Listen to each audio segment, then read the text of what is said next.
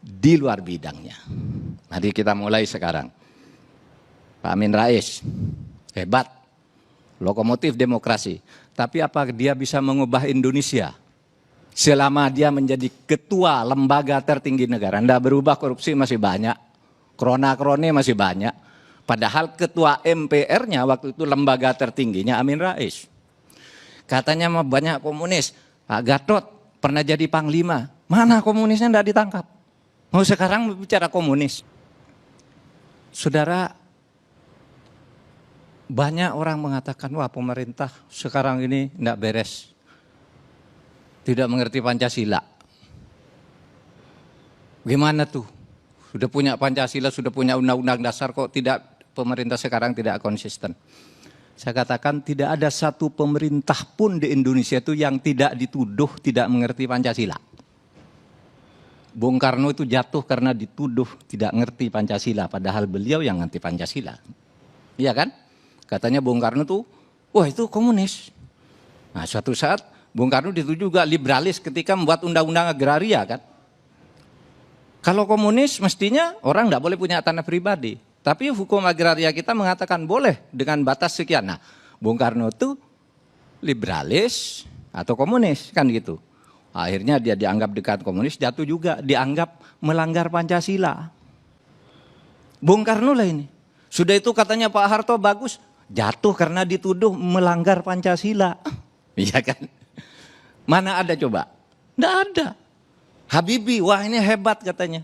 Pak Habibie di demo selama pemerintahnya, lalu dituduh juga tidak mengamankan Indonesia karena melepas Timur Timur.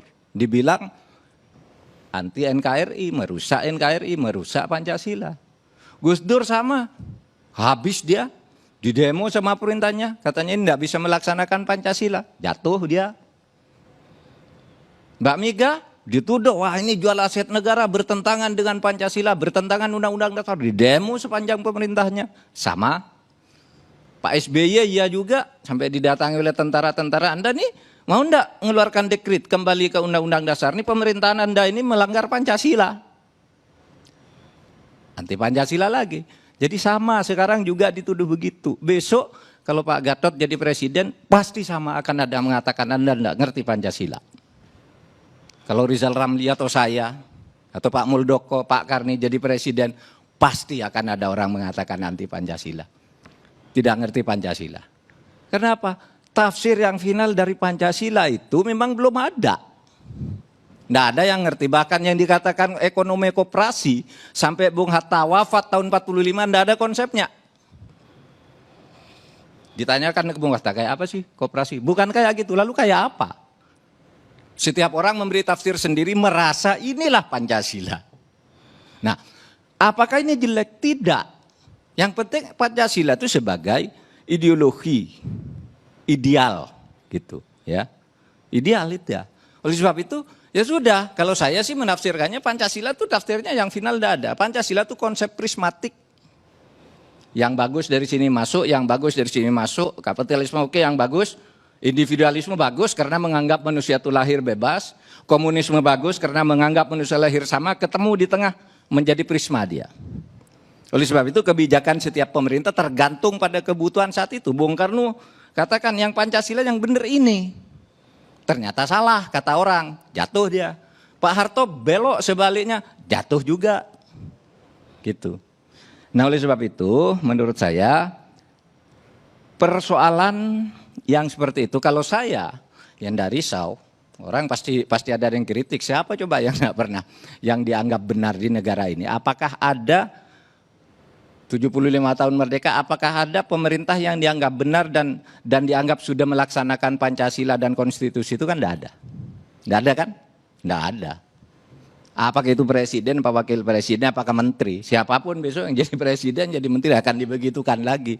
Tapi tidak apa-apa. Itu demokrasi. Siapapun besok jadi presiden akan sama. Ini sejarah selalu berulang begitu.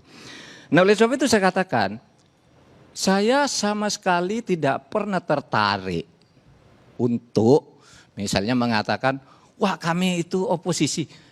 Kami yang dipimpin negara, baik saya enggak, bukan apa-apa dia. Saya ingin tahu apa yang baru dari kami itu yang dikritik.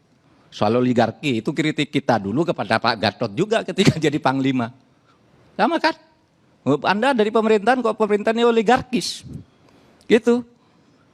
Korupsi, kritik kita juga dulu. Korupsi banyak gitu. Pro komunis juga dulu ada begitu.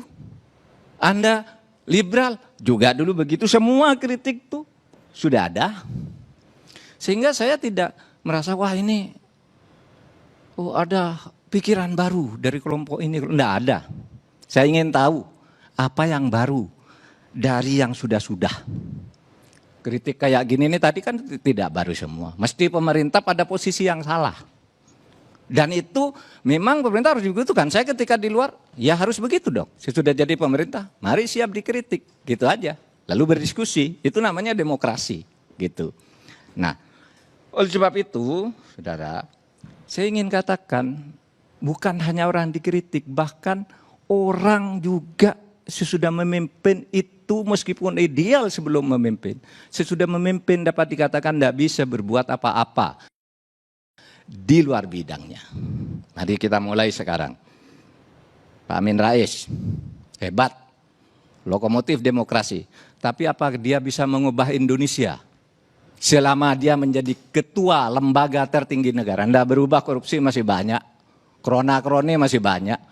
Padahal ketua MPR-nya waktu itu lembaga tertingginya Amin Rais. Katanya banyak komunis.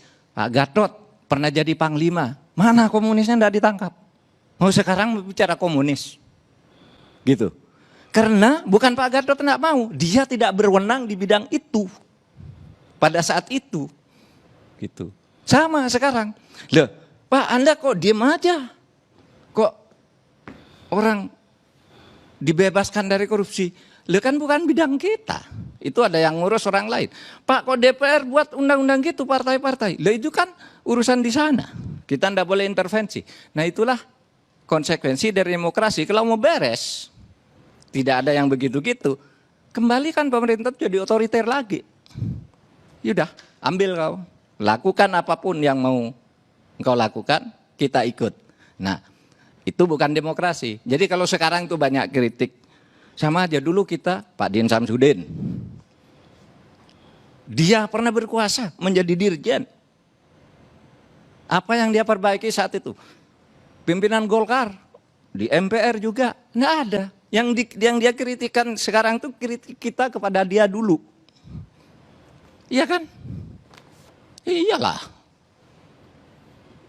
Saya sebut satu persatu. Rizal Ramli sama juga, sudah pulang. Sudah pulang. Sama.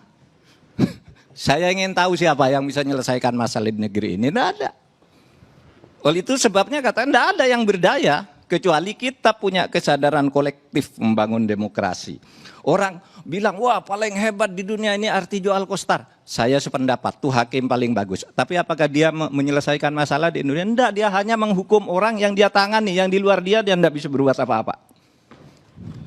Karena demokrasi itu menghendaki distribusi kekuasaan di mana kita tidak boleh mencampuri.